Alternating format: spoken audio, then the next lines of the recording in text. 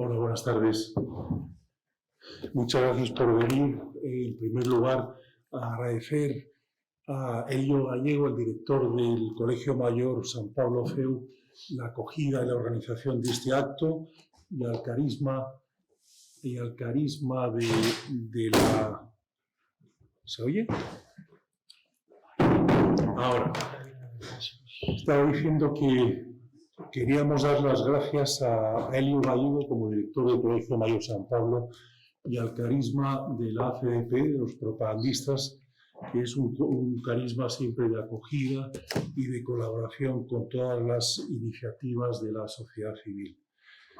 También agradecerles a todos ustedes que hayan venido, porque realmente hoy es un día para valientes, ¿no? Lo que invitaba, ¿verdad?, era quedarnos en casa tranquilamente y no sufrir estas inclemencias del tiempo, pero bueno, bendita agua que nos hace falta. Hoy, como saben, estamos aquí para presentar el libro de Curro Contreras, Contra el totalitarismo blando, que quizás es uno de los libros, para mí, Curro, ¿verdad?, más importantes del momento, porque nos explican y nos da luces de lo que nos está pasando. Posiblemente los medios de comunicación, sobre todo generalistas, excesivamente ponen el foco en las consecuencias de todas estas problemáticas que Curro cuenta en el libro, pero no van al fondo o no van a la raíz para explicarnos realmente por qué nos pasa lo que nos está pasando, ¿no?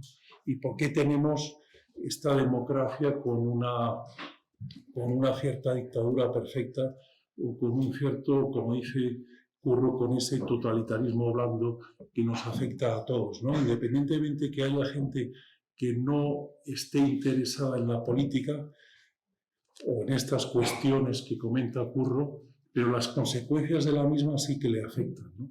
Por lo tanto, sí que es un motivo para poder leer este libro, para poderlo comentar también con nuestros familiares y amigos e intentar despertar a nuestro entorno más inmediato de todo lo que, de esa somnolencia general en la que estamos viviendo.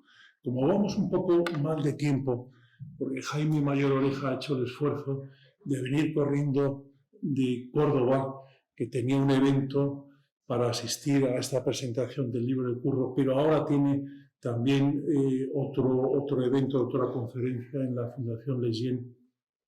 Si les parece, vamos a pasar rápidamente a presentar de una tacada a los ponentes para dar pie ya al inicio del acto y luego que podamos tener un cierto diálogo entre nosotros.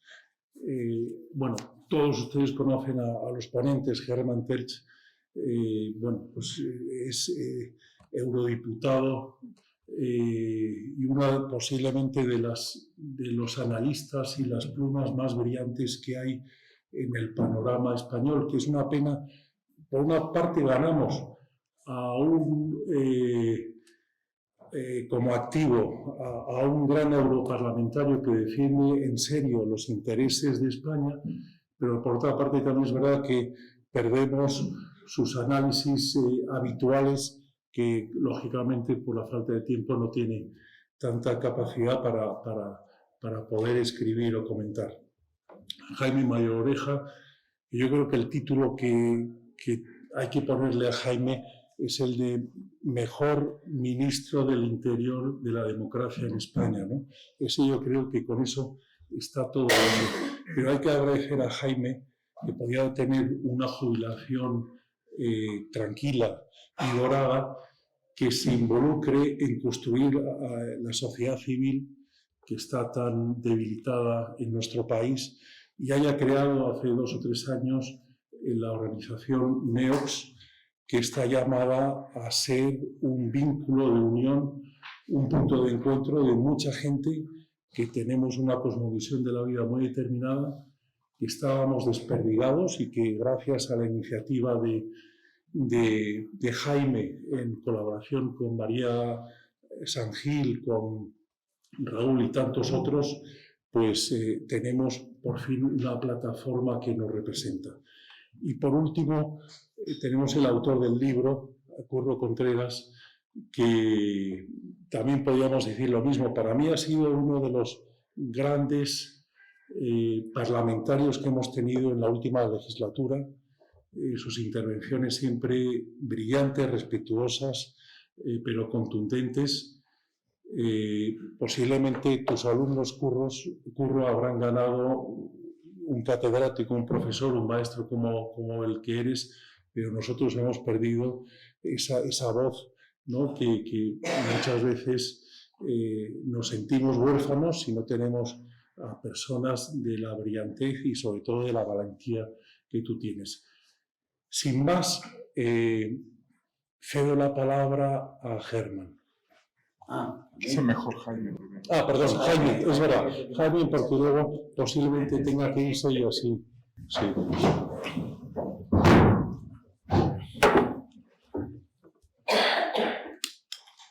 Pues en primer lugar, muchísimas gracias a todos. Muchas gracias a Alex, muchas gracias sobre todo a Curro por invitarme a participar en la presentación de este libro que tiene un título que lo dice todo, contra el totalitarismo hablando. Yo tengo que empezar haciendo un reconocimiento personal de Curro, que es una de las razones por las que estoy aquí, por el libro y por su trayectoria. Yo creo que Curro es catedrático de Filosofía del Derecho, ha sido diputado de Vox en estos años, pero sobre todo ha sido un pensador. Y los que hemos estado en la política activa, cuando alguien piensa dentro de la política, sin duda, ya merece un aplauso y un reconocimiento por parte de todos. Sobre todo es un pensador. Y además ha tomado decisiones valientes en su vida, cuando aceptó dar un salto a la política, cuando fundamentalmente dentro de la política ha explicado que la causa entre las causas de lo que nos sucede en Occidente es una falta de referencias permanentes, una falta de fe, que es la causa entre las causas de la crisis de Occidente, pero por todo ello merece Curro un gran reconocimiento. Yo he colaborado con él en la Fundación Valores y Sociedad, he colaborado con él en One of Us, en la Federación Europea, y ahora evidentemente también colaboro con él dentro de NEOS, porque formo parte del patronato de NEOS, que amablemente se ha prestado a ello. Por eso, este libro, que es un libro que estoy de acuerdo con Alex, es de lo mejor que existe hoy, pero por una razón, porque de todos los problemas que tenemos en España, el problema entre los problemas es este. Es decir, la aritmética electoral, quién gobierna, quién deja de gobernar, pero nadie piensa que el problema entre los problemas es que se está construyendo una sociedad que está en la antítesis de la antropología cristiana. Y que cuando hay un debate de investidura que hemos tenido hace poco tiempo, no ha habido un segundo para recordar que en estos 4 años hemos asistido, y luego me referiré a ello, a un proyecto, a un proceso de ingeniería social. No han gobernado, lo que han tratado es de cambiar las conciencias a través de leyes, y eso está pasando desapercibido. Y nadie hace un análisis global del significado de esta transformación de las leyes, intentando que llegue a las conciencias, sobre todo de los jóvenes y de los niños españoles. Y eso es lo más grave de todo. Por eso este libro es un acierto, porque él ha escogido el problema entre los problemas. Y en consecuencia, la cultura de la cancelación. Esa cultura de la cancelación no va a menos, va a más. Va más porque cada día es más difícil discrepar de una moda dominante, que gana por goleada absoluta. En España y en la Unión Europea y en Occidente, ¿no? Hasta que deje de ganar. Pero es evidente que todavía está ganando y todavía se ven síntomas preocupantes de cancelación por parte de muchas personas que simplemente por discrepar pues son apartados, cancelados de la sociedad de hoy. El libro suscita, en mi opinión, porque el libro es inatacable desde mi perspectiva y poco puedo decir de él, ¿no? Pero probablemente hay 2 preguntas que me atrevo a añadir en la presentación del libro. ¿Por qué tenemos dos guerras simultáneamente hoy? En 2 años, 2 guerras. Una en el corazón de Europa y otro en el corazón de nuestra civilización, en Tierra Santa. Uno en Ucrania, otro en Gaza. ¿Y por qué?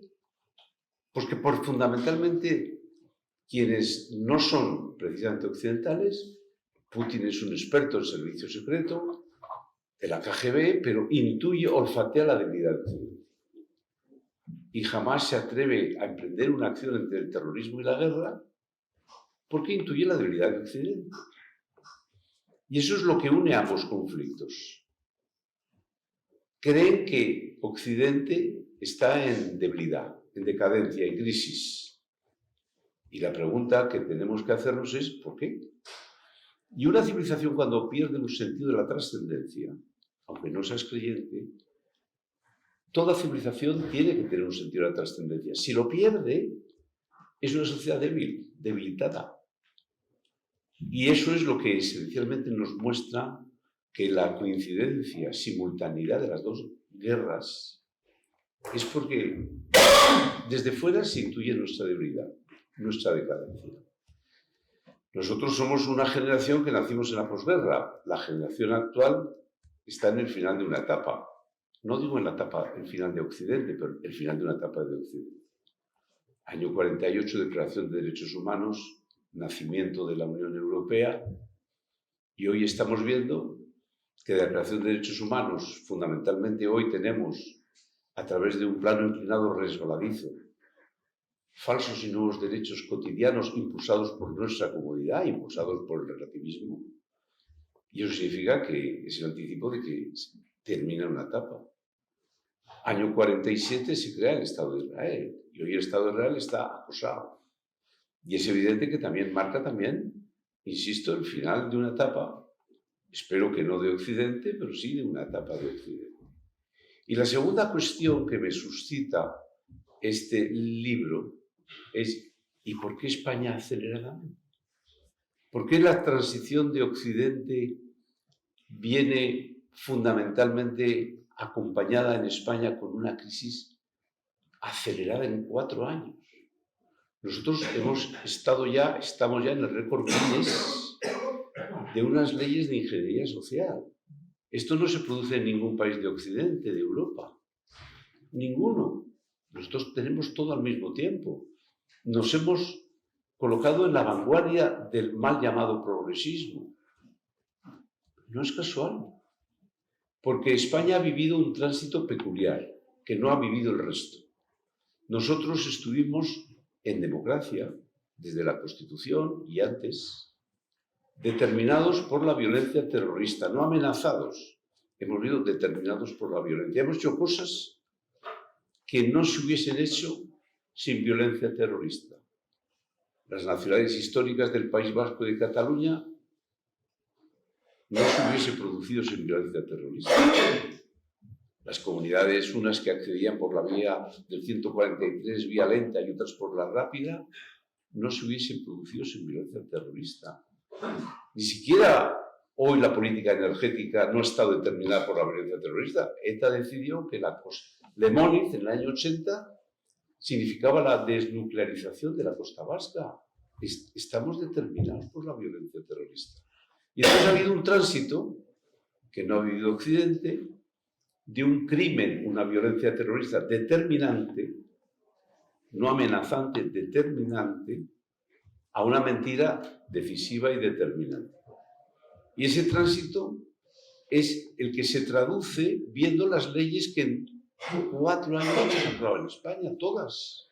No hemos dejado un aspecto de destrucción de un orden social cristiano.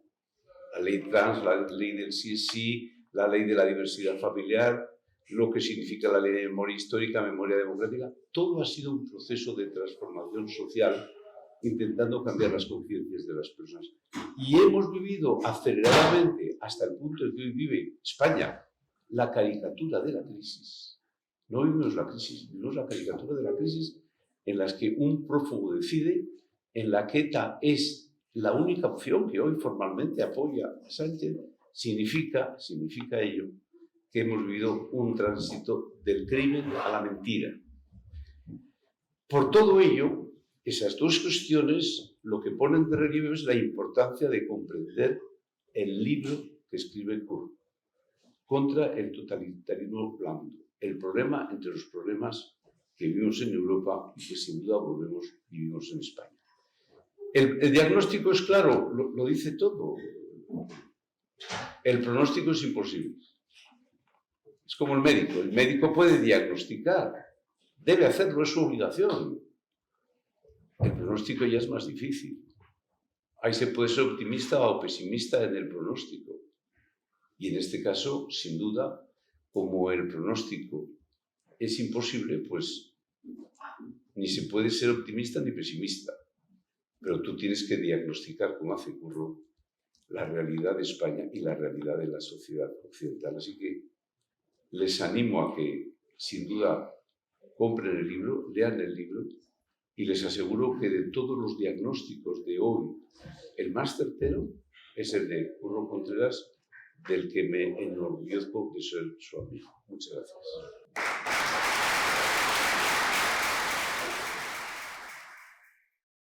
Sí, buenas tardes a todos. Voy a intentar hablar medio acatarrado y con una tos de esas terribles que llevo arrastrando, parece ya incurable, pero vamos. ¿Sí? Ahora sí. En todo caso, estoy encantado de estar aquí presentando este libro de Curro Contreras, que es una persona a la que admiro mucho, de la que he aprendido muchísimo con sus libros y con su hacer, con su buen hacer y con su buen hacer político, su buen hacer intelectual, y yo espero que otra vez con su buen hacer político vuelva a estar ahí, porque nos hace muchísima falta gente como Curro Contreras en la batalla directa de las ideas que necesitamos librar y necesitamos ganar si queremos que nuestros nietos sepan, conozcan lo que es la civilización occidental, sepan lo que es España, sepan lo que es la sociedad más compasiva, más creativa, más eficaz y más libre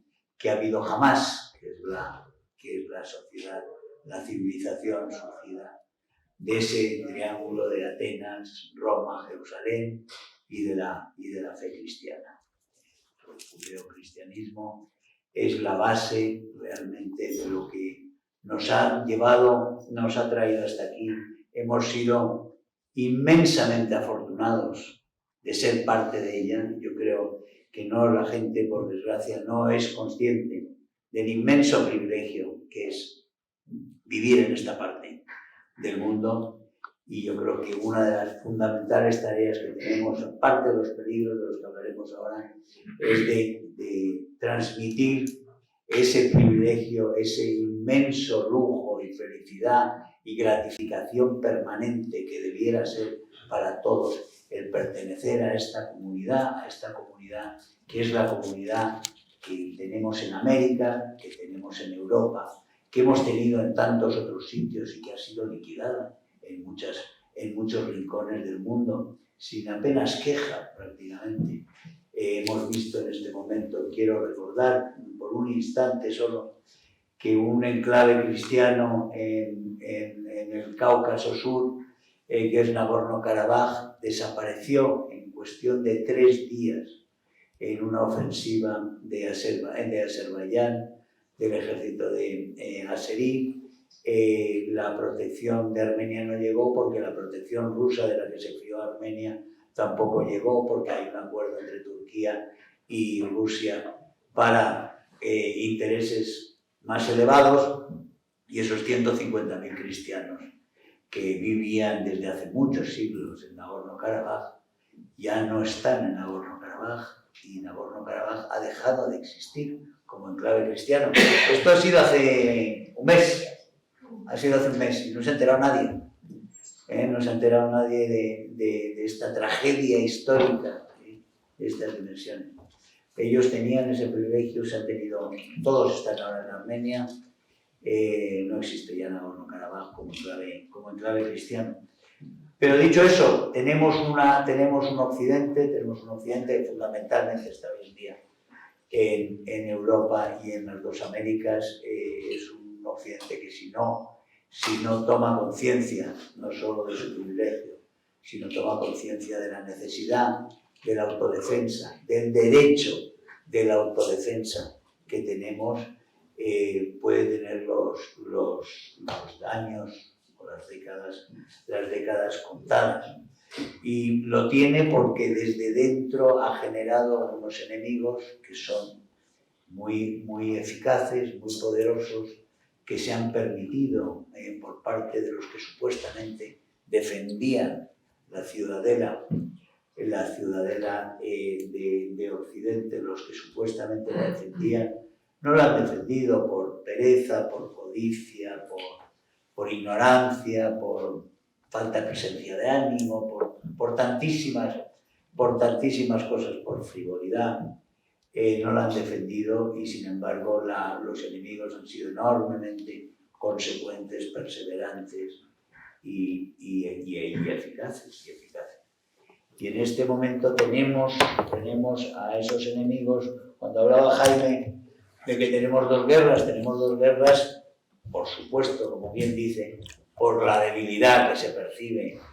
La debilidad que se percibe, por ejemplo, con el asalto a Ucrania, no es explicable sin la debilidad que generó Alemania a la hora de hacernos totalmente dependientes del gas ruso, y que Putin consideró una fuerza, un factor suficiente como para que no se reaccionara ante su agresión y hubiera pasividad, y se equivocó, pero se equivocó. No crean que porque Europa hubiera tenido esa otra actitud que la que él calculaba, si no hubiera sido por un factor, y ese factor fue la increíble y no prevista por nadie voluntad de resistencia ucraniana de los primeros días.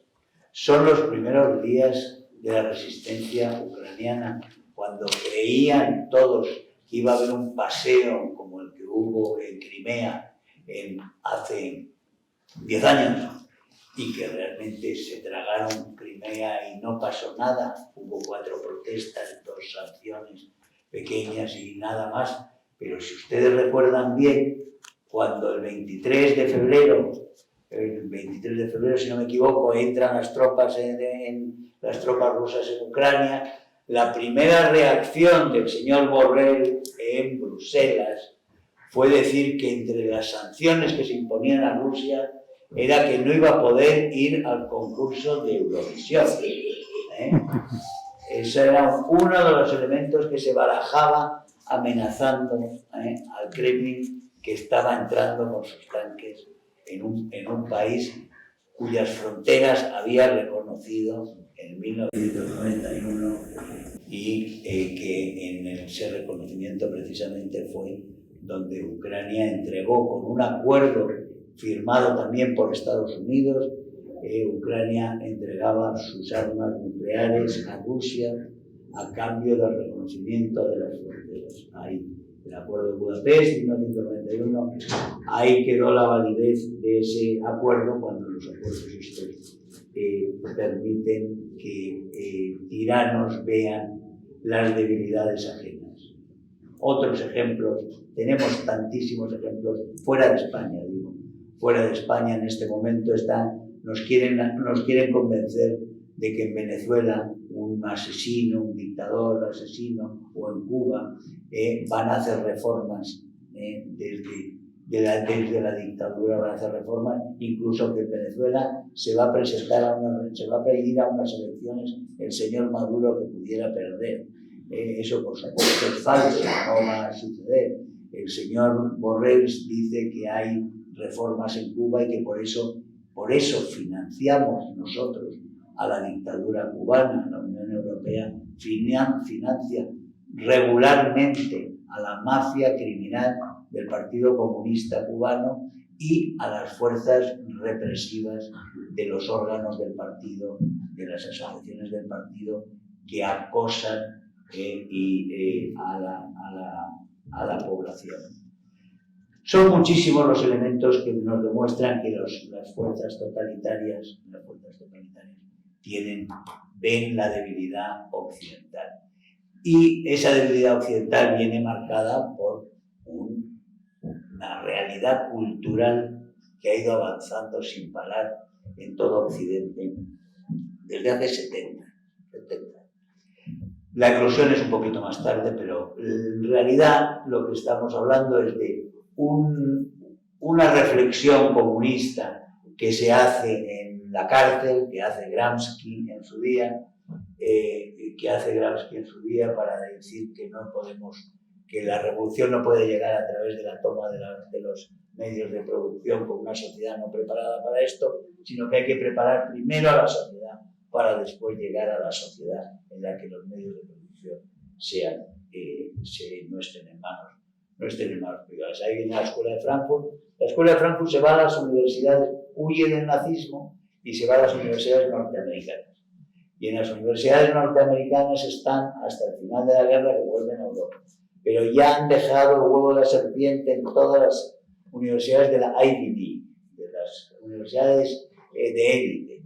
Y esas universidades de élite son imitadas, por supuesto, por todas las demás universidades. Es decir, los que van saliendo de esas universidades van yendo a las otras universidades. Y así hemos llegado a un punto en que hoy después de esos 60 años que llevamos cediendo, desde los años 60, llevamos cediendo, los conservadores ceden ante el progresismo sin cesar, una tras de otra las posiciones en la iglesia, en la información, en la comunicación, en el arte, en la literatura, en el espacio público, en todo vamos cediendo, van tomándolo y llega un momento en que hace ya 2 décadas, se puede decir, está plenamente consumada. Todas las élites norteamericanas, las poderosas, las influyentes, están ya en manos de gente que son de las universidades, son marxistas, muchos de ellos sin saberlo, pero actúan todos ellos con la proyección plena de lo que es la Escuela de Frankfurt. Y así tenemos que cuando llega un presidente que quiere cambiar el rumbo en Estados Unidos, toda la administración, todas las élites en la administración y en las grandes compañías y en la gran economía se ponen contra ese presidente Trump, y les sabotean desde dentro del Estado. El deep state, el Estado se revuelve contra la reforma que quiere por primera vez dar un paso en otra dirección, porque todos los pasos en los últimos 70 años han sido. ¿Qué pasa con España? Y eso es una cosa fundamental. Curro explica todo el fenómeno cultural como nadie lo ha explicado en España, desde luego, todo el proceso que nos lleva a esta debilidad y a esta debilidad crónica en la que estamos ahora y de la que cuesta tanto sacar a la gente, porque hemos llegado, tienen una masa crítica enorme. Todos los factores de los mecanismos de coacción, que supuestamente son blandos.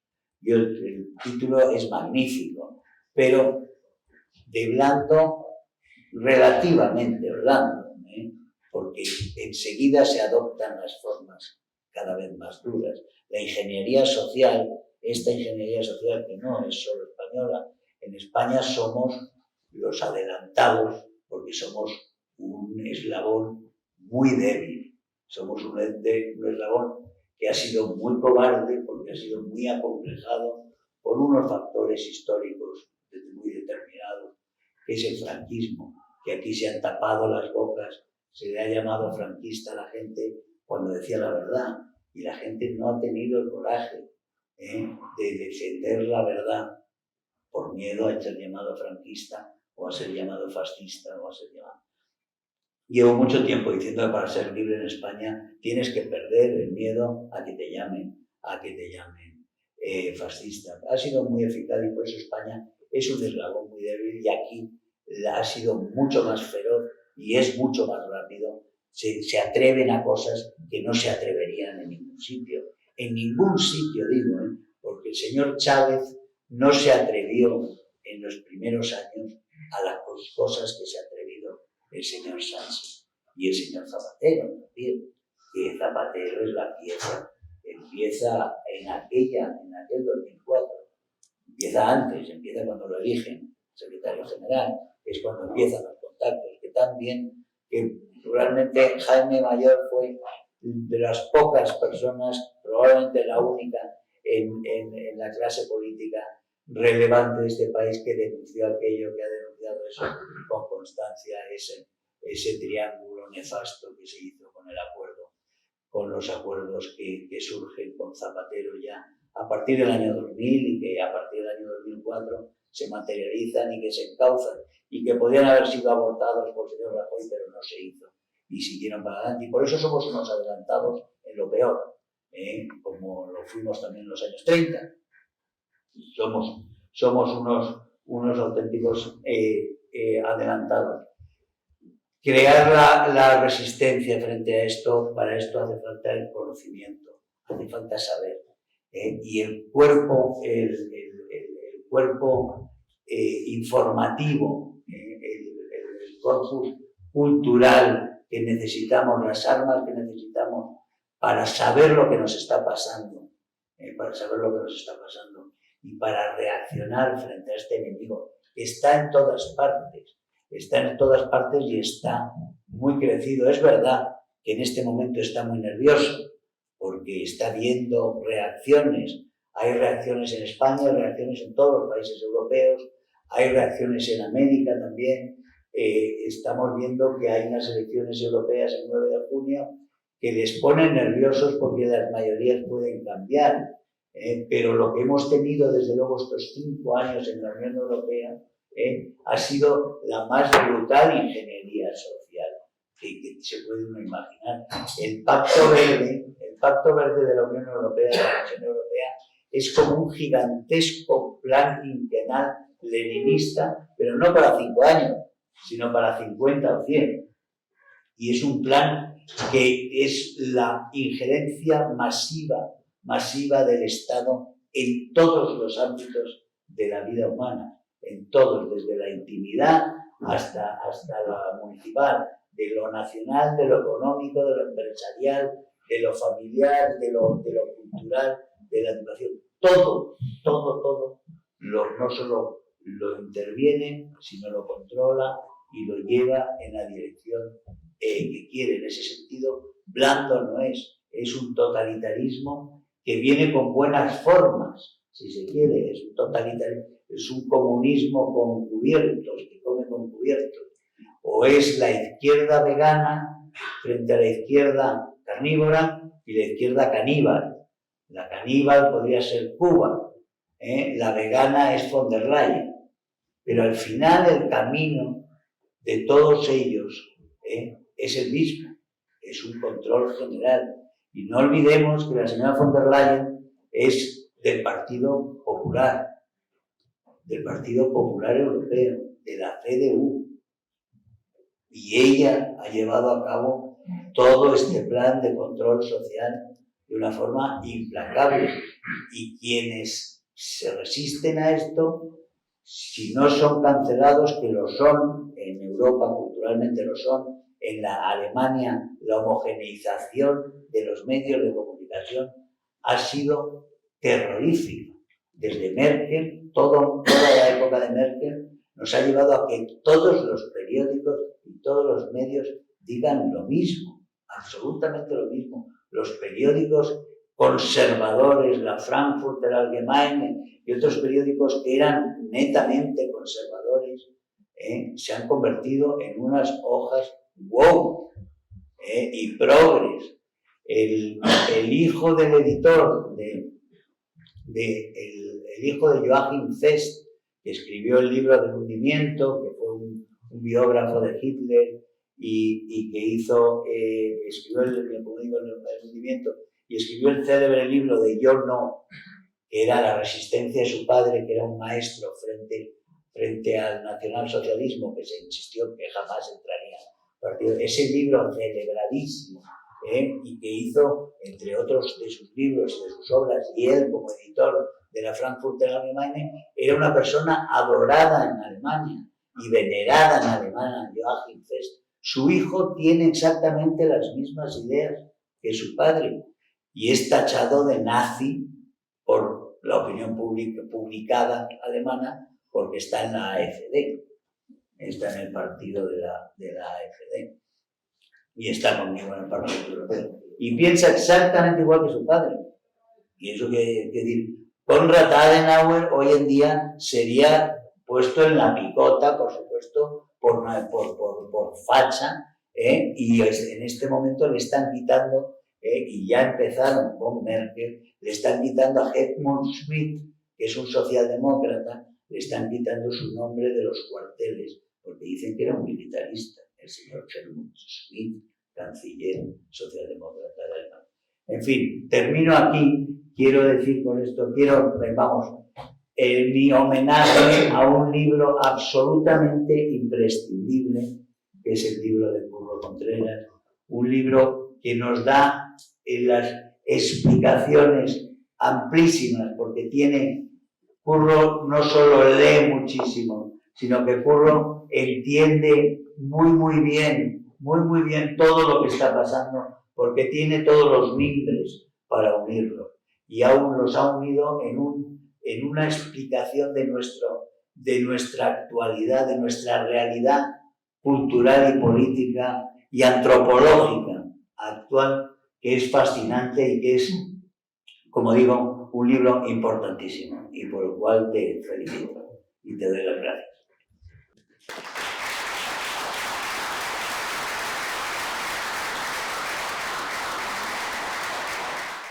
Muy bien, pues los agradecimientos. Antes que nada, muchas gracias al CEU y al Colegio Mayor San Pablo CEU por ofrecernos este salón de actos tan entrañable para los miembros de la Asociación Católica de Propagandistas para este acto, ¿no? Y muchas gracias a Alex Rosario y a Libros Libres por animarme a preparar este libro y por haberlo publicado. Y bueno, para mí es un sueño hoy contar con Germán Tertsch y con Jaime Mayor Oreja como presentadores de este libro, ¿no? Yo se lo he dicho a él un par de veces, yo en mi juventud era de izquierdas, como casi todo el mundo, supongo. Después fui evolucionando, es decir, en mi caso se cumplió aquello, el adagio según el cual quien no es de izquierdas a los 20 años es que no tiene corazón, quien no es de derechas a los 40 años es que no tiene cabeza, ¿no? Entonces mi periódico en la juventud era El País. Yo fui evolucionando, empezó a desagradarme lo que decía El País, sin embargo seguí comprando los 5 o 6 años solo por poder leer las columnas de Germán Tertsch, que sospecho que en aquellos años también estaba en su propia evolución, quizás no tan... Ya te gustaban a ti, pero no les gustaban a ellos. Exacto. Y que de hecho pues también terminó saliendo del País poco después. Así que, y en cuanto a Jaime Mayor, pues, qué decir, a mí me parece que la historia española reciente descarriló hacia 2004, no ha vuelto a ser lo mismo desde entonces. Y claro, en 2004 es fundamentalmente el 11M y el volcado del resultado electoral a causa del 11M, pero no solamente eso. Unos meses antes había tenido lugar la decisión de Aznar de nombrar sucesor a Rajoy en lugar de Jaime Mayor, que era el candidato preferido por los votantes y por los simpatizantes de las bases del Partido Popular, según resultado de las encuestas que se hacían regularmente entonces, ¿no? Entonces siempre nos quedaremos con la duda de cómo habría sido la derecha española, cómo habría sido la historia española de los últimos 20 años si el sucesor de Aznar, en lugar de Mariano Rajoy, hubiese sido Jaime Mayor. Estoy convencido de que todo habría ido mucho mejor, y no lo digo por agradecerle que esté hoy aquí conmigo, y además creo que tampoco le agrada que se digan ese tipo de cosas, pero como las pienso, creo que hay que decirlas. Bien, bueno, pues pasando al contenido del libro, que me es difícil sintetizar en pocos minutos, tampoco quiero asestarles una conferencia, pero voy a intentar pergeñar algunos de los hilos conductores del libro, aunque ya en parte me han descargado del trabajo ellos con varias observaciones muy atinadas que han hecho, ¿no? Efectivamente, mucha gente, Germán apuntaba algo de esto, me hace observaciones sobre el título sorprendente. Algunos lo encuentran poco afortunado, algunos me dicen que es un título contradictorio, que es un oxímoro, un totalitarismo blando, igual que Círculo Cuadrado. Otros me dicen que es desmesurado. Sí, hombre, no hay que exagerar, tampoco es para tanto, no estamos en un totalitarismo. Esto me lo dicen aquellos que dan por supuesto que el totalitarismo, por definición, deba incluir medios brutales de inculcación de la doctrina oficial. Ellos asocian totalitarismo con Gestapo, con Gulag, con Auschwitz, etc., ¿no? Yo propongo, en cambio, un concepto más amplio de totalitarismo, que no incluye necesariamente los medios brutales, y en el que el totalitarismo viene definido más bien pues, por la existencia misma de una doctrina oficial, de una religión de Estado que es inculcada por todas las vías posibles a la ciudadanía. Y esos medios de inculcación, de adoctrinamiento, no tienen por qué ser brutales o ni siquiera coactivos, ¿no? Entonces, si partimos de esta concepción amplia de totalitarismo, sí cabría hablar de totalitarismo en la actualidad, me parece. Me refiero siempre al occidente democrático. Y esta precisión es importante porque, claro, la situación es compleja. El hecho de que hablemos de un nuevo totalitarismo blando no implica que el viejo totalitarismo duro haya desaparecido del todo. De hecho, desgraciadamente, sigue vigente en zonas extensas del mundo. Por ejemplo, China, la superpotencia emergente, llamada, según algunos, a relevar a Estados Unidos dentro de poco como superpotencia mundial. Pues bien, en China se dan muchos fenómenos que permiten asociarla al totalitarismo, al viejo estilo, al estilo soviético o al estilo nazi, ¿no? Bueno, tenemos aquí tiempo de entrar en detalles, pero en China está teniendo lugar en este momento un verdadero genocidio. Hoy día se abusa de la palabra genocidio, se la ha frivolizado, ya se llama genocidio a cualquier cosa. Bien, lo que está haciendo el gobierno chino en Xinjiang sí es un verdadero genocidio, con internamiento de cientos de miles o millones de personas de la minoría musulmana uigur en campos de concentración, en Laogais, donde tienen lugar todo tipo de violaciones de los derechos humanos, desde torturas hasta esterilizaciones forzosas de mujeres, etc. En la China actual está documentada la práctica de las extracciones coactivas de órganos, que cuando afectan a órganos vitales implican, por supuesto, la muerte del donante. Esto pues, está documentado, por ejemplo, en informes de los juristas canadienses David Kirkwood y David Matas, y fue condenado por una resolución del Parlamento Europeo del año 2013. Me parece que Jaime estaba, en ese momento era todavía miembro del Parlamento Europeo, una resolución del Parlamento Europeo condenando la práctica de extracciones forzadas de órganos, que además se ceban a menudo sobre presos de conciencia, es decir, especialmente miembros de la secta Falun Gong que el gobierno chino se propuso destruir a partir de finales de los 90, ¿no?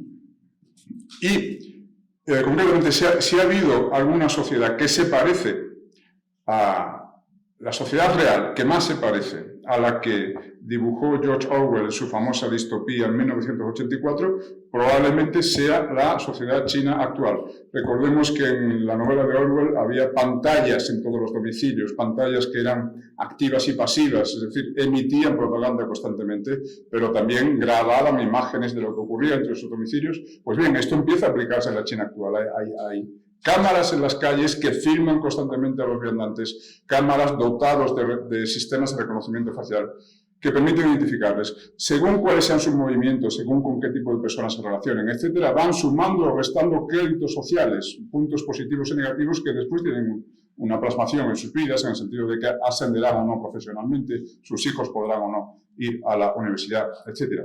Por cierto, ya que hablamos de las novelas distópicas del siglo XX, a mí siempre me ha parecido que mientras que el 1984 de Orwell reflejaba más bien o prefiguraba más bien, bueno, es posterior, es el año 49, los totalitarismos al viejo estilo, nazi, soviético, etc., el mundo feliz de Aldous Huxley, en cambio, es la que mejor prefigura el totalitarismo blando del occidente democrático actual, sin que hayamos llegado a esos extremos. Pero la sociedad de Huxley no era una sociedad especialmente represiva, era una sociedad, el mundo feliz, era una sociedad de la gratificación universal. Los ciudadanos eran digamos, se les facilitaba el bienestar, se les administraba aquella droga euforizante, el soma. Era una sociedad muy sexualmente permisiva, en la que el dolor estaba mal visto, el sacrificio estaba mal visto.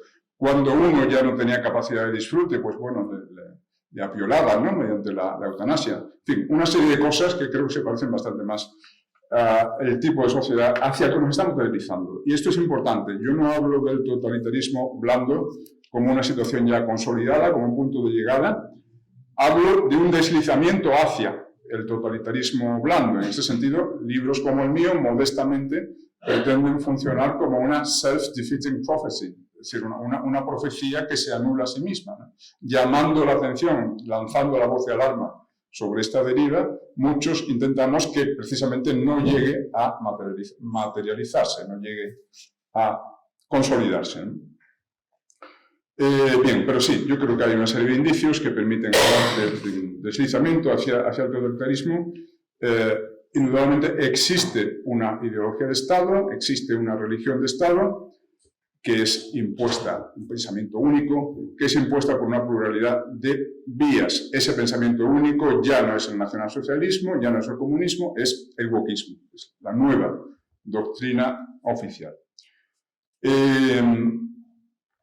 Y claro, esa doctrina es impuesta, es inculcada por canales muy diversos, más diversos que los del totalitarismo clásico. El totalitarismo clásico era un fenómeno primordialmente estatal, era el Estado soviético o el Estado nazi adoctrinando a su población. Bien, en la actualidad ciertamente adoctrina el Estado, pero también adoctrinan otros actores. Lo sigue haciendo el Estado, por supuesto, a través de sus leyes ideológicas, esas leyes de ingeniería social a las que se han referido tanto Jaime como Hermann, y esto lo he podido ver en primera fila junto a algunos compañeros diputados que hoy están aquí conmigo en la última legislatura, ¿no? Ya no hay leyes que no sean ideológicas, no tiene sentido distinguir leyes ideológicas de leyes no ideológicas porque todas las son de alguna forma y sobre todo leyes como la de violencia de género, la de cambio climático, la de solo sí es sí, la ley trans, la ley de memoria democrática, todas ellas incluyen varios artículos dedicados a educación, artículos que prevén la inclusión en los programas escolares de contenidos relativos a los temas de esas leyes. Esto lo puedo certificar porque hemos visto la gestación de estas leyes en el Congreso en los últimos años. Estoy seguro que Jaime y Hermann pues, han visto cosas parecidas en el Parlamento Europeo. Eso por no decir que hay organismos que de suyo están dedicados a la propaganda ideológica, como el inefable Ministerio de Igualdad, generosamente regado por los presupuestos, ¿no? Pero ya digo, no solo el Estado, es el Estado, son los medios de comunicación, con las salvadas las honrosas excepciones de rigor, pero la inmensa mayoría de medios de comunicación, televisiones, prensa escrita, radios, etcétera, tienen un sesgo woke evidente. Es la escuela media, es la universidad, son las iglesias también, desgraciadamente, o al menos altas instancias eclesiásticas, son las asociaciones culturales, el cine, la música y las superempresas. Esto merece un comentario, lástima que no tengamos más tiempo, merece un comentario especial, en primer lugar por la importancia que tienen en la sociedad actual las Big Tech, las grandes plataformas tecnológicas, son el ágora del siglo XXI. Bueno, pues cualquiera que las conozca sabe que adolecen de un sesgo, de una parcialidad ideológica evidente. Quien les habla vio suspendida su cuenta de Twitter durante unos días por haber escrito "un hombre no puede estar embarazado". Eso es anatema, eso es una blasfemia. He hablado antes de religión de Estado, ¿no? Al blasfemo se le expulsa a las tinieblas exteriores. Antes dije que siempre hay excepciones. En este sentido hay que saludar que Elon Musk haya adquirido Twitter, le ha cambiado el nombre y todo, y parece que le está imprimiendo pues, una orientación más neutral o más respetuosa con la libertad de pensamiento, ¿no? Pero bueno, en conjunto las redes sociales son muy parciales, más aún, a veces le hacen el trabajo sucio a los gobiernos, en el sentido de que demuestran o desarrollan una eficacia censora que los propios gobiernos woke no se atreverían a aplicar. Después del intento de asalto al Capitolio el 6 de enero de 2021, Twitter anuló decenas de miles de cuentas conservadoras, por ejemplo, incluida la del presidente de Estados Unidos, todavía en título Donald Trump, ¿no? Esto es algo que ni siquiera un gobierno se atrevería a hacer. El recién nombrado, parece que por fin se han puesto de acuerdo sobre el speaker de la Cámara de Representantes en Estados Unidos, el nuevo speaker, Mike Johnson, por lo visto se ha referido a las redes sociales como FBI subsidiary, es decir, algo así como el mamporrero del FBI. Lo que el FBI no se atreve a hacer directamente lo hacen las redes sociales, ¿no? Digo, silenciar las voces incómodas, etc. Bien, ya digo, el hecho de que muchas superempresas se alineen con el wokismo es un fenómeno inquietante. Yo suelo hablar del misterio del capitalismo woke. ¿Por qué el misterio? Porque el wokismo es una forma de neomarxismo, es una forma de socialismo. Por tanto, cuando las grandes empresas se alinean con el wokismo, están de algún modo cavando su propia tumba. Esto recuerda aquello que decía Lenin: los capitalistas nos venderán la soga con la que les ahorcaremos, ¿no? Hay que tener en cuenta que desde una perspectiva woke, las enormes fortunas de que disfrutan gente como Bill Gates o como Jeff Bezos o como Jeff Zuckerberg no se debe a su genio empresarial, a su genio tecnológico, sino al privilegio blanco y al privilegio masculino de que se han prevalecido. Hombre, siendo hombre blanco heterosexual, hace cualquiera, enseguida te cae una lluvia de millones, ¿verdad? Quiero decir, están abrazando una doctrina que, implica su condena como explotadores blancos, varones heterosexuales. Bien, entonces, al final la diferencia entre totalitarismo clásico y totalitarismo blando actual tiene que ver, por tanto, con la ferocidad de la represión. Hay una doctrina oficial que se impone a todos y ¿qué precio puedes pagar por el hecho de discrepar públicamente de esa doctrina oficial? Bien, en el totalitarismo clásico ese precio podía ser la vida, podías ir al paredón o podías ir a un gulag en Siberia. En el totalitarismo blando, evidentemente, no es la vida ni la libertad. Habitualmente es solo el etiquetaje infamante. Normalmente la pena que recibimos los disidentes, los heterodoxos, es que nos llamen fachas, como decía antes Herman, ¿no?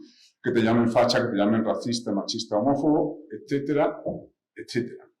Bueno, sin embargo, se da una circunstancia, y es que el etiquetaje infamante podría resultar más eficaz a efectos de uniformización de la opinión y de silenciamiento de la discrepancia que la ferocidad desatada de los totalitarismos clásicos, porque aquella ferocidad brutal engendraba una mística de la resistencia heroica, y nunca faltaron héroes dispuestos a enfrentarse al poder de Stalin o al poder de Khrushchev. Sabemos la historia de los disidentes soviéticos, ¿no? los Solzhenitsyn, Sájarov, etc., o incluso al mismísimo poder hitleriano. Recordemos aquel grupo de estudiantes de la Rosa Blanca. En cambio, oye, el miedo a que te llamen facha consigue que decenas de millones de personas silencien en público lo que piensan realmente.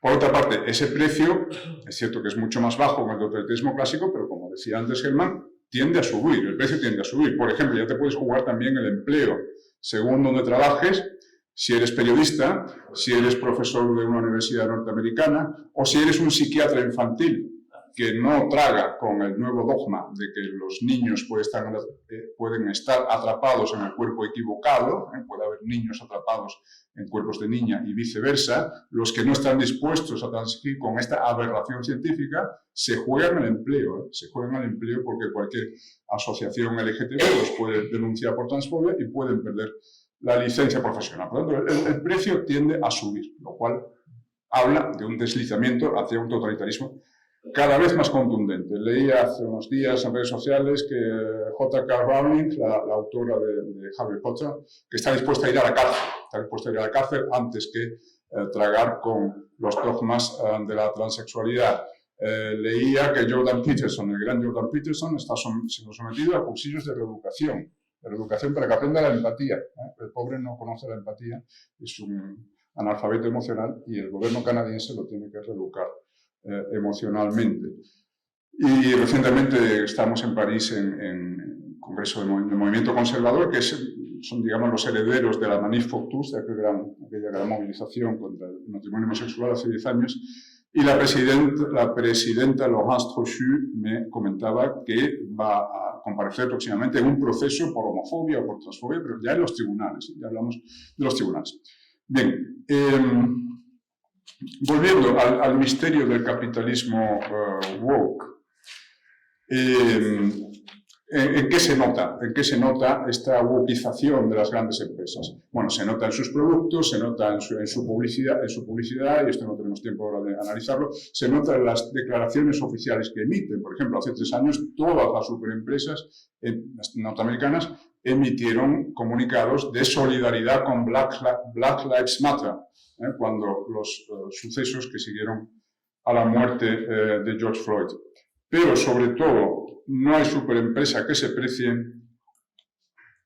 que no se haya dotado de un departamento de diversidad, un poderoso departamento de diversidad. Entonces, estos departamentos de diversidad dirigen la política de personal, la política de contratación de nuevo personal, y aplican criterios woke a esto que es vital para una empresa. Yo suelo decir que la meritocracia está siendo sustituida por la diversocracia. Es decir,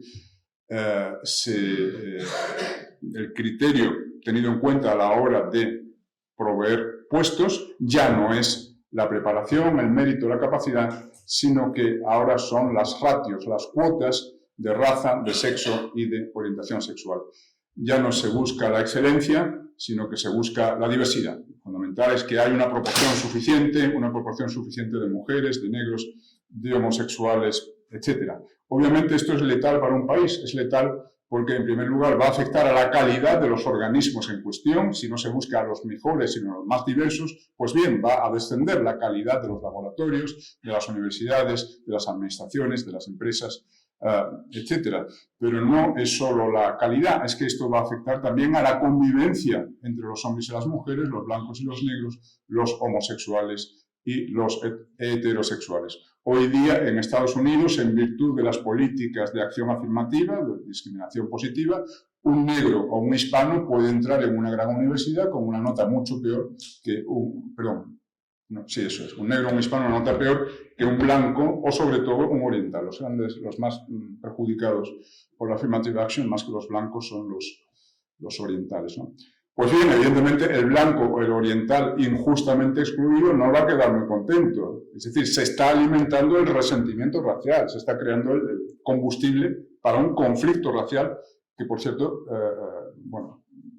ya está explotando, incluso violentamente en algunos casos. En Estados Unidos lo vimos después de la muerte de George Floyd, o en Francia lo hemos visto este verano, la violencia que siguió a la muerte de un delincuente magrebí perseguido por la policía. Bien, entonces, que las empresas busquen la diversidad podría tener sentido si de lo que hablamos es de diversidad de ideas, ¿verdad? Que una empresa busque la diversidad de pensamiento, eso me parece muy plausible. Pero obviamente no es este el tipo de diversidad que interesa a los departamentos de diversidad. Todo lo contrario. La diversidad de pensamiento está siendo triturada por la imposición del wokismo como pensamiento único. Y de esto tenemos múltiples ejemplos, tanto en las universidades como en las grandes empresas. Un caso emblemático es el del ingeniero James Damore, creo que le dedico un artículo en este libro. James Damore, precisamente en uno de estos cursillos sobre diversidad, pues bien, se invitó a los alumnos a expresar sus opiniones o sus hipótesis sobre el hecho de que el salario promedio de las mujeres pues inferior al salario promedio de los hombres. Y la respuesta ortodoxa es que vivimos en una sociedad machista que se basa en la discriminación sistémica, etc.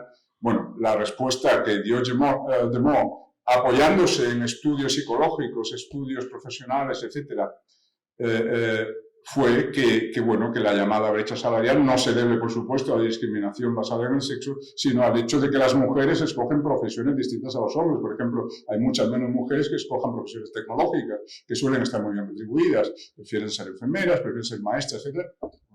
profesiones que llevan un salario inferior.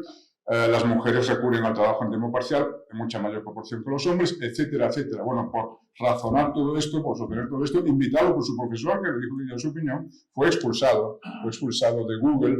No solamente eso, sino que la directora de la universidad de Google sacó un comunicado dirigido a todos los empleados diciendo que lamentaba que esas ideas tan insoportables hubiesen sido formuladas en el contexto de la empresa, etcétera, etcétera.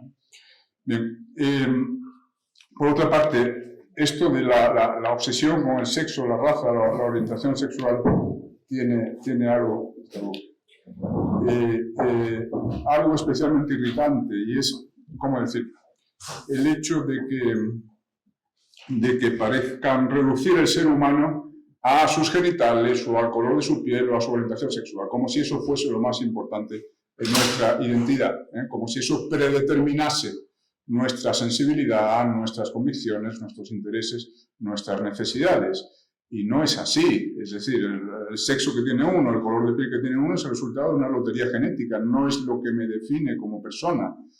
Lo que le define a uno como individuo son sus conocimientos, sus preferencias, sus valores, lo que ha hecho en su vida, etcétera, lo que ha hecho como individuo, no lo que le ha tocado genéticamente, en tanto que miembro de tal o cual colectivo, ¿no? Sin embargo, el wokismo, que pasa por muy progresista, en realidad implica una gigantesca regresión, implica la disolución del individuo en el colectivo de sexo o raza pertinente, un colectivo instrumentalizable y victimizable por la izquierda. Aquella famosa frase de Martin Luther King, que es un ídolo para el wokismo, Martin Luther King, ¿no?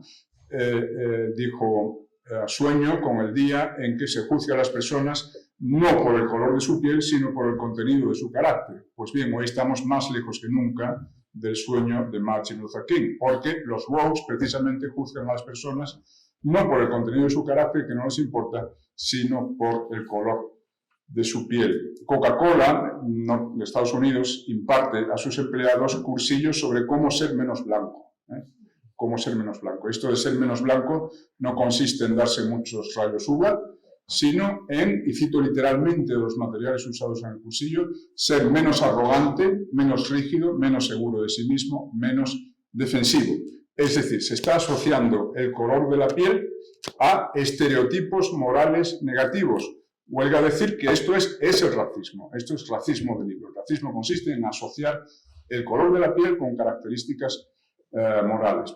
Es racismo inverso, es racismo antiblanco, es lo de la white guilt, la culpa blanco, el pecado original blanco. Todas las personas de raza blanca, por lo visto, compartimos pues, un pecado original o unas culpas irreparables, ¿no?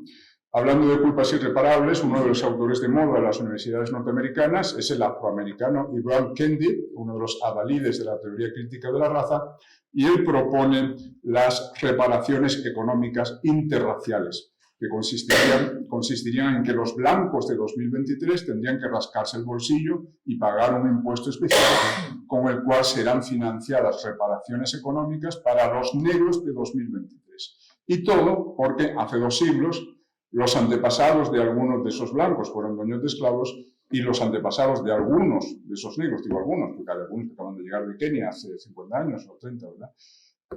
Los antepasados y ya en 1800 no todos los negros eran esclavos, había también libres, de algunos de esos negros fueron esclavos.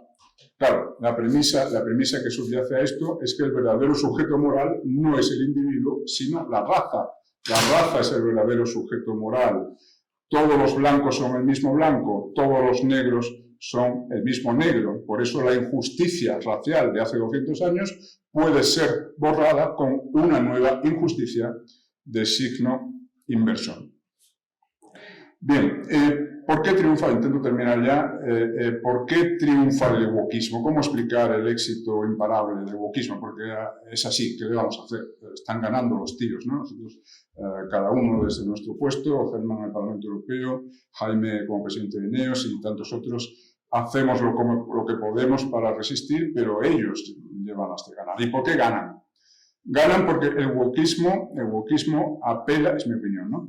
Apela simultáneamente a lo mejor y lo peor de la naturaleza humana, ¿Qué es lo mejor de la naturaleza humana?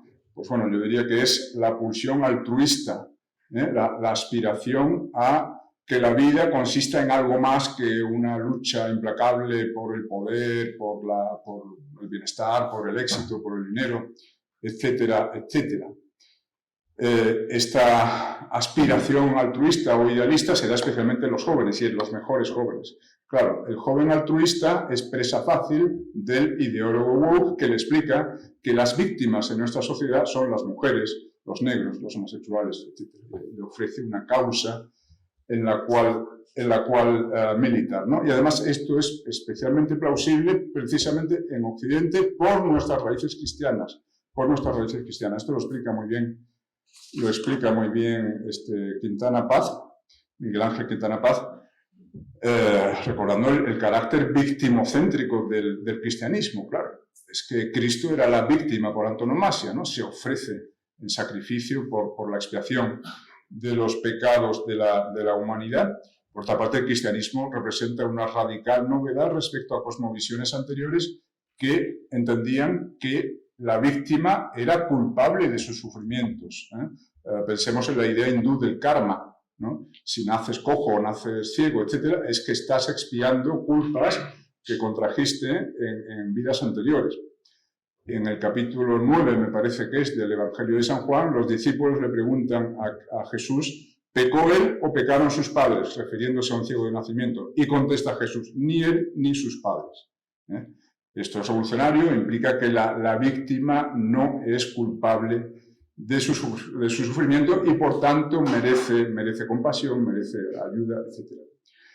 Pero claro, Quintana Paz llega a referirse al wokismo como una herejía del cristianismo, como una desfiguración grotesca del cristianismo, porque ahora lo que tenemos más bien son colectivos autoproclamados víctimas o colectivos elevados a la victimización colectiva por el wokismo, que se erigen a sí mismos en diosecillos. Es decir, no se les puede llevar la contraria, no se les puede rechistar. Si les lleva la contraria con argumentos, te llaman racista, machista, homófobo, etc. Esta es la situación grotesca actual, ¿no? Y así ya pasamos a la faceta negativa. Decía que el wokismo apela a lo mejor y a lo peor de nosotros mismos. ¿Qué es lo peor de nosotros mismos? La aspiración no ya a ayudar a las víctimas, sino la aspiración a ser víctima. Eso es algo muy enraizado, me parece, en la psique de todos nosotros. Quiero decir, la tentación de la autocompasión, ¿no? ¿Quién no ha tenido alguna vez muchas ganas de sentirse víctima y tener una gran pena por sí mismo? Claro, entonces, si perteneces a algunos de los colectivos victimizados por el wokismo, pues te lo ponen en bandeja, si eres mujer, si eres negro, si eres homosexual. Y es muy tentador porque implica una externalización de la responsabilidad. Si me ha ido mal en la vida, si he fracasado profesionalmente, sentimentalmente, académicamente, resulta que ya no es por culpa mía, no es por carencias o errores míos, es por culpa de esta sociedad heteropatriarcal, machista, homófoba, no sé qué, no sé cuánto. Claro, es mucho más cómodo pensar esto, si lo que está mal en la sociedad, debe cambiar la sociedad. Si lo que está mal soy yo, tengo que cambiar yo. Y cambiar yo siempre cuesta un poquito más de trabajo. Y esto es lo que explica que a la izquierda le vaya tan bien y a la derecha le vaya tan mal. Porque la izquierda se ha especializado en victimizar y, por tanto, en distribuir créditos. Yo creo que es la esencia de la izquierda, distribuir créditos entre la gente. Créditos, derechos, es uno de sus eslóganes, ¿no? La ampliación de derechos. Con este gobierno se han ampliado miles de derechos. Es decir, la idea que la izquierda siempre está dirigiendo a su público es: el mundo te debe algo, la sociedad te debe algo, y nosotros lo vamos a hacer pagar. El mundo está en deuda contigo. Entonces, que la derecha yo creo que debe dirigir el mensaje inverso. Tú estás en deuda con el mundo, tú tienes que ayudar a tu sociedad, a tu nación. De alguna forma es aquello de Kennedy, ¿no? No pienses lo que tu nación puede hacer por ti, sino lo que tú puedes hacer por tu nación. Esta es la óptica de la derecha. Es el individuo el que está en deuda con el colectivo. Por tanto, yo creo que el wokismo es neomarxismo. Esto me lo critican muchos, y es polémico, y bueno, sí. tuviéramos tiempo, pues podríamos entrar en un debate, porque otros me dicen que no, que en realidad viene del liberalismo. Yo creo, sin diseñar una posible filiación más que liberal, postliberal, yo creo que son los liberales clásicos, estilo Locke, Tocqueville, Montesquieu, de levantar la cabeza, se horrorizarían del wokismo. Yo tengo un libro que se llama Una defensa del liberalismo conservador. Pero bueno, creo que esencialmente el wokismo es neomarxismo, porque si la esencia del marxismo es más allá del materialismo histórico, que ahora no tenemos tiempo de explicar, diríamos, la visión antagonista o conflictualista de la sociedad. El marxismo siempre divide a la sociedad en grupos de opresores y oprimidos y se arroga la defensa de los supuestamente oprimidos. Pues bien, eso en el marxismo clásico tomaba la forma de la lucha de clases, el motor de la historia es la lucha de clases, y en el neomarxismo woke toma la forma de lucha de sexos, de razas y de orientaciones sexuales. No se ha pasado de una cosa a otra de la noche a la mañana. Ha habido una transición, que a la que se refería también antes Hermann con la escuela de Frankfurt y tal. Ha habido una transición a lo largo de décadas.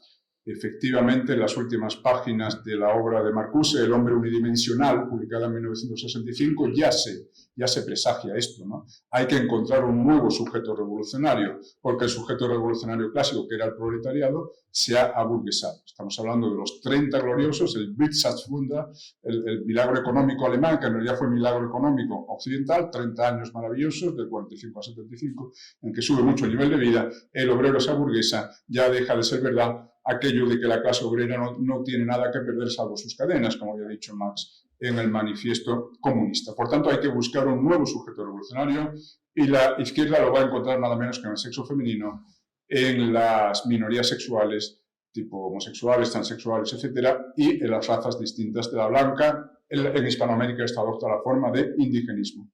La obra de Ernesto Laclau, Chantal Mouffe, Hegemonía, Estrategia Socialista, el año 85, pues digamos la traslación de esto al mundo hispano, y yo diría la consolidación definitiva de este giro se da con el hundimiento del bloque soviético en 1989. No es casualidad que, como suele recordar Hermann, lo analizaba en sus libros anteriores, el Foro de Sao Paulo, la primera reunión del Foro de Sao Paulo fuese en 1990, es decir, justo cuando se acababa de venir abajo el muro de Berlín y el Pacto de Varsovia, ¿no? En ese momento la iglesia, vaya lapsus traidor, la izquierda,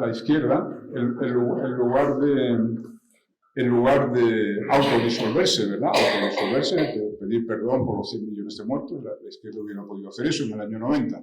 No pidió perdón, sino que se reinventó como feminismo, como ecologismo radical, como indigenismo, como liberación LGTB. Y en esas estamos desde entonces. Ya voy a terminar.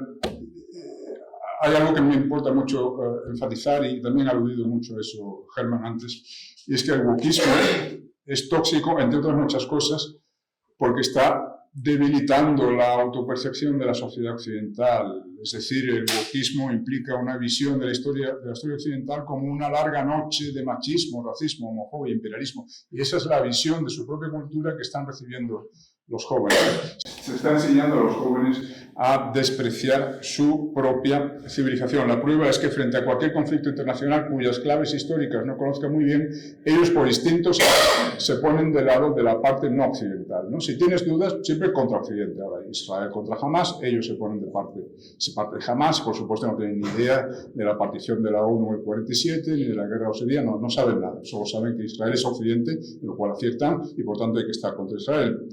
Entonces, claro, esto de que nuestros jóvenes odien su propia cultura, pues es grave, ¿verdad? Es grave sobre todo en un contexto de choque de civilizaciones. A mí me parece que Huntington acertó en su libro de 1996, El choque de civilizaciones. Lo que vino a decir Huntington es que, así como el hilo conductor de la historia del siglo XX había sido la rivalidad entre tres ideologías occidentales, que fueron el liberalismo, el comunismo y el fascismo, que muere en el 45, así el hilo conductor de la historia del siglo XXI ya iba a ser la rivalidad no de ideologías occidentales, sino la rivalidad de Occidente contra las civilizaciones no occidentales.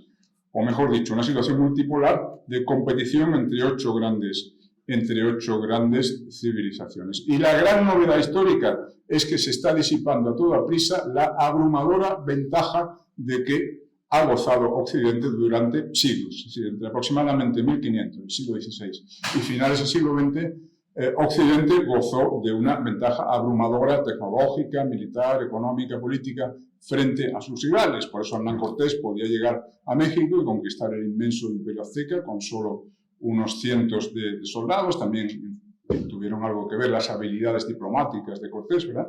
Pero bueno, los ingleses podían llegar a la India, el inmenso subcontinente indio, dominarlo con solo unos miles de soldados, etcétera, etcétera. Bueno, eso ya se acabó, eso se acabó.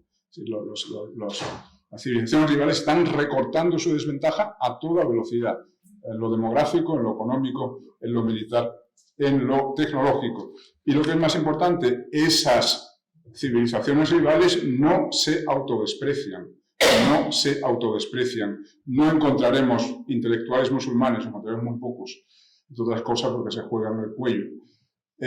Intelectuales musulmanes, ni chinos, ni de la India, ni japoneses, que se dediquen a echar basura sobre su propia historia. Las civilizaciones no occidentales se están reafirmando, están volviendo a sus raíces. Es lo que Huntington llamaba reindigenización, que en el mundo islámico adopta la forma de resurgimiento islámico, eso que vemos tantas veces en las redes sociales. Tome usted una foto de las calles de Teherán o del Cairo en 1970, chicas en vaqueros, pelo suelto, etcétera, y compárenla con una foto de El Cairo 2023, ¿no? Y bien, mientras ocurre todo eso, pues ya digo, ¿no? Occidente más bien se autoflagela, se autofustiga. En España, cada 12 de octubre tenemos que aguantar a cientos de imbéciles que dicen aquello de nada que celebrar.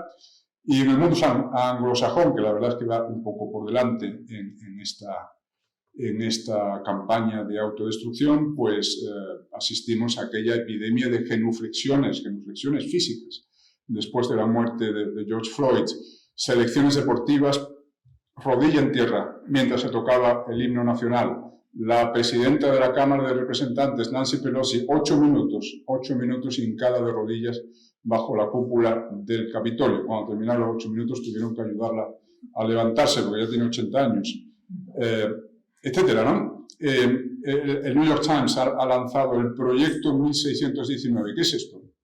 Déjenme 2 minutos para explicarlo porque tiene enjundia la cosa.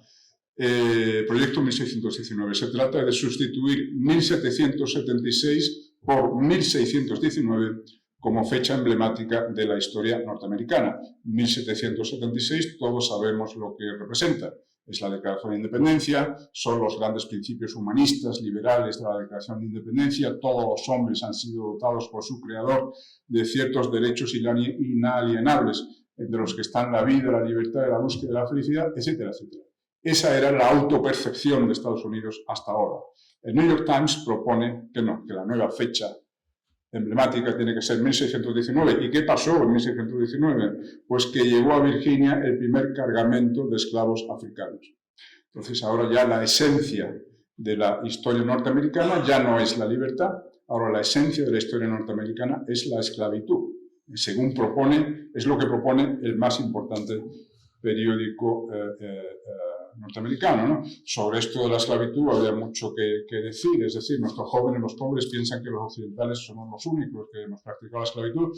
En realidad, la singularidad occidental es la abolición de la esclavitud. Todas las culturas durante milenios han practicado la esclavitud, solo una cultura ha abolido la esclavitud, después otras la han hecho por imitación o por imposición occidental. Y por supuesto, esa cultura somos nosotros. Nuestros jóvenes no conocen el testamento de Isabel la Católica en 1504, cuando decía que no se esclavizase a los indígenas. Hay que reconocer, bueno, esto nos daría para mucho, rechazar la leyenda negra no significa tener que confeccionar una leyenda rosa que embellezca, digamos, de manera activista la historia. En Hispanoamérica no se esclavizó a los indígenas, pero sí se trajeron esclavos africanos.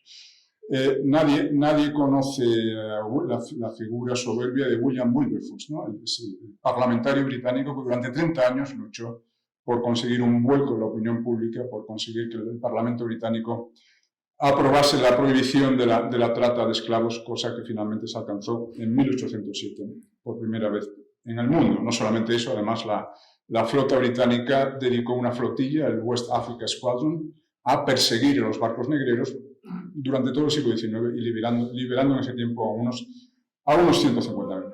Bien, nadie ha oído hablar, por otra parte, de la trata islámica. La trata islámica es la trata de esclavos dentro de África hacia el norte de África. Bueno, pues entre unos 11 y 15 millones de esclavos, según los cálculos del investigador Ralph Austin. Esclavos no solo negros, también esclavos blancos secuestrados en las razzias que los piratas berberiscos hacían en las costas mediterráneas de Europa. 1.200.000 blancos fueron esclavizados en el norte de África. Bien, bueno, ya termino de verdad. Solo dos pinceladas muy rápidas. Primero, llevámonos de perder en este choque de civilizaciones por ese autodesprecio que he estado analizando y por dos cosas más. La segunda es, solo Occidente se ha tomado en serio la religión laica del cambio climático y la onerosísima transición energética. La onerosísima transición energética. Sobre esto habría mucho que hablar, pero no quiero aburrirle más. Hay 3 o 4 capítulos sobre este asunto dentro del libro. Hay muchas cosas que decir. ¿Quién decretó que la temperatura óptima para la humanidad fuese la de 1870? Desde entonces ha subido la temperatura 1,2 grados. ¿Ha sido un desastre acaso esa subida de temperatura de 1,2 grados a lo largo del siglo y pico? ¿Por qué va a tener que ser un desastre otro grado más de aquí a 2100? En fin, está calculado además por economistas, William Nothouse, premio Nobel de Economía, calcula un impacto de un 3%. Si la temperatura sube 2 grados más, pues bueno, eso tendrá una penalización de un 3% en el PIB de 2100, un PIB astronómicamente más alto. Nuestros nietos serán mucho más ricos que nosotros, aunque eso sí, un 3% menos ricos de lo que hubieran podido ser si no hubiese subido la temperatura 2 grados. Y pero lo más importante es que Occidente ya ha hecho los deberes. Occidente ya ha reducido sus emisiones de CO2 en un 25% desde el principio de este siglo. La Unión Europea representa un 9% de las emisiones mundiales de CO2, China representa más del 30%, mientras Occidente recortaba sus emisiones un 25%, China las triplicaba. En ese lapso, China triplicaba sus emisiones. Es decir, las civilizaciones rivales están frotando las manos viendo cómo nos tiramos un tiro en el pie, cómo nos empobrecemos y perjudicamos la competitividad de nuestras empresas con la obsesión climática. Y el otro gran hándicap de Occidente, que nos deja cojos en la lucha civilizacional, como se diga, la competición civilizacional, es por supuesto el suicidio demográfico. Sobre esto también tengo 3 o 4 capítulos. No quiero aburrirles, aunque es mi tema favorito casi, porque es lo que creo que nos va a matar, de verdad. Esto tiene muy difícil vuelta atrás, el envejecimiento de la población. En España llevamos pues 45 años, hasta el año 81, 42 años, por debajo del reemplazo generacional. Ahora estamos en 1,15 hijos por mujer, cuando el reemplazo generacional son 2,1. Es decir, la generación nacida en 2023 va a ser un 45% más reducido el número que la generación de sus padres. De hecho, ya hoy en España hay 3 millones menos de personas entre 20 y 40 años de edad que hace solo 20 años. Hemos perdido 3 millones de veinteañeros y treintañeros en solo 20 años. Ninguna guerra de la historia produjo un número de bajas así. Ciertamente no es que hayan sido matados, es que no llegaron a ser engendrados, pero el resultado a efectos de pirámide poblacional es el mismo. Es una pirámide que se invierte y que va a ocurrir con las pensiones de jubilación y el gasto sanitario dentro de 10-15 años, cuando terminemos de jubilarnos los boomers, que somos muchísimos, porque los boomers somos los que nacimos en la edad de oro de la demografía española, en los años 50, 60, 70. Bien, la inmigración no es la solución, por supuesto. El inmigrante promedio tiene una cualificación profesional baja, por tanto a menudo está en el paro, su tasa de paro es un 50% más alta que la de los españoles nativos y por tanto pagan pocos impuestos y no nos van a sacar, es decir, no van a ser ellos que nos paguen las pensiones. Esta vez sí que termino para indicar una última idea que me importa mucho,